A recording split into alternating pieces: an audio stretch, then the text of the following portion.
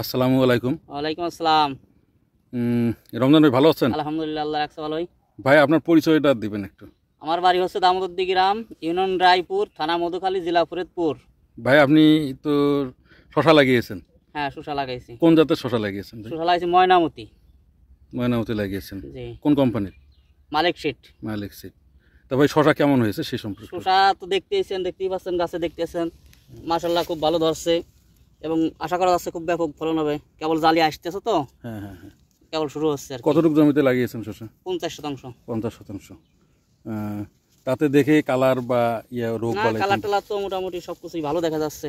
সবকিছুই ভালো দেখা যাচ্ছে। হ্যাঁ, এবং গাছের গুলো তো খুব ভালো, এটা দেখতেই পাচ্ছেন। হ্যাঁ, তা তো দেখতেইছি। আমরা একটু এই অমলদা বীজ ব্যবসায়ী, উনিও একজন সফল কৃষক ছিলেন আগে, উনি ব্যবসার সঙ্গে জড়িত হয়ে গেছেন। তো আমরা অমলদার কাছ থেকে কিছু শুনবো। উনি ওকে শশা দেখতে হয়েছে ময়নামতি, ওনার হাত দিয়ে বীজটা দেওয়া হয়েছে।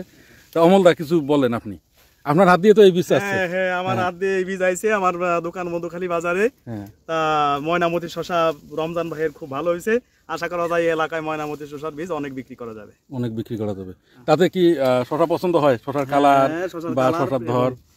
শসা অনেকেই লাগাইছে অনেকদিন ধরে, ময়নামতির মতো মনে হচ্ছে এরকম ফলন হবে না আর কি। ময়নামতির মতো এরকম ফলন হবে না, এ দেখতে পাচ্ছেন না, হ্যাঁ, মোটামুটি তো প্রতি গাছে 5 কেজি করে হবে।